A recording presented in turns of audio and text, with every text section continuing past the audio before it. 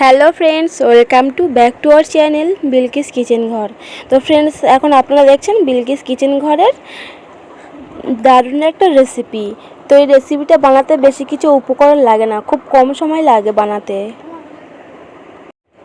তো ফ্রেন্ডস দেখুন, এখানে আমি নিয়েছি 1 বাটি নারকেল কুচি, 1 বাটি চিনি আর 1 বাটি সুজি।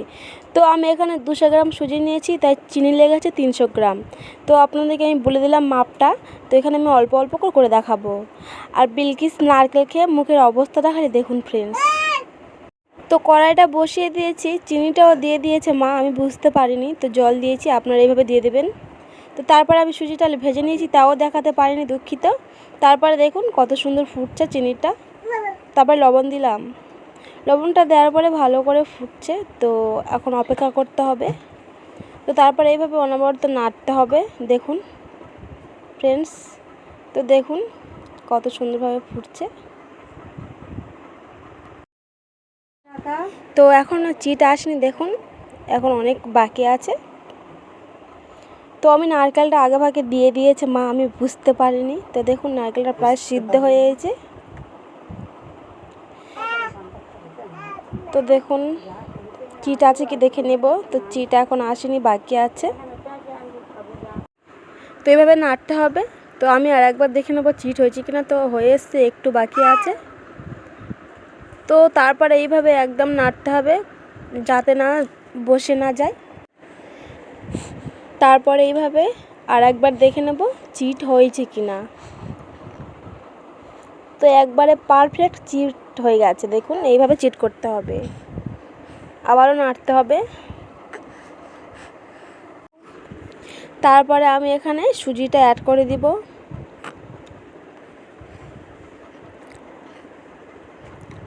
তারপরে ভালো করে অনবরত নেড়ে নিব।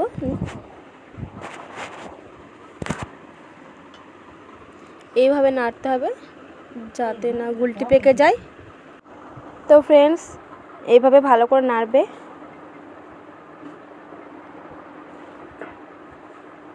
তো এটাকে আমি এখন নামিয়ে নিব। তো বাসনের মধ্যে আমি তেল দিয়েছিলাম, দিয়ে তারপরে ওই সুজিটার ডোটা আমি দিয়ে দিয়েছি। তো তারপরে এইভাবে জল নিতে হবে, জল নিয়ে ভালোভাবে চেপে চেপে দিতে হবে।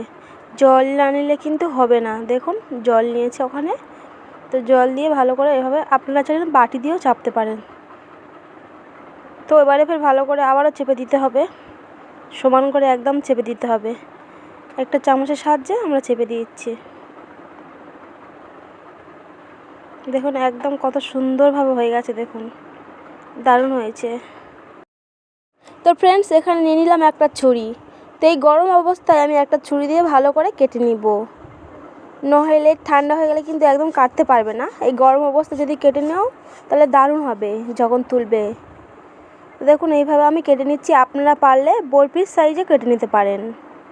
তো এটাকে আবার ফির আমি একটা চামচের সাহায্যে ভালো করে চেপে দিব। তো ফ্রেন্ডস, আমি চেপে দিয়েছি, 20 মিনিটের রেস্টে দিব এখন। তো 20 মিনিট রেস্টে দেওয়ার পরে দেখুন কত সুন্দর হয়ে গেছে। তো আমি প্রথমে তুলে নিয়েছিলাম, ভাইপো কাঁদছিল, ভাইপোকে দিয়েছি। তো এবার আমি ভেঙে দেখাবো। দেখুন সেই দাগাতে দাগাতে কত সুন্দর একটা ভেঙে গেছে, একদম নাইস লাগছে। দেখুন আবারও ভেঙে দিলাম, কত সুন্দর হয়েছে ফ্রেন্ডস। তো আবারও বলছি, গরম অবস্থায় ছুরি দিয়ে যেইভাবে পারবেন সাইজ করে কেটে নিবে, দেখবে এত সুন্দর দেখাবে। তো কি বলবো, তো আমি করেছি, দেখে নাও নিজেরা।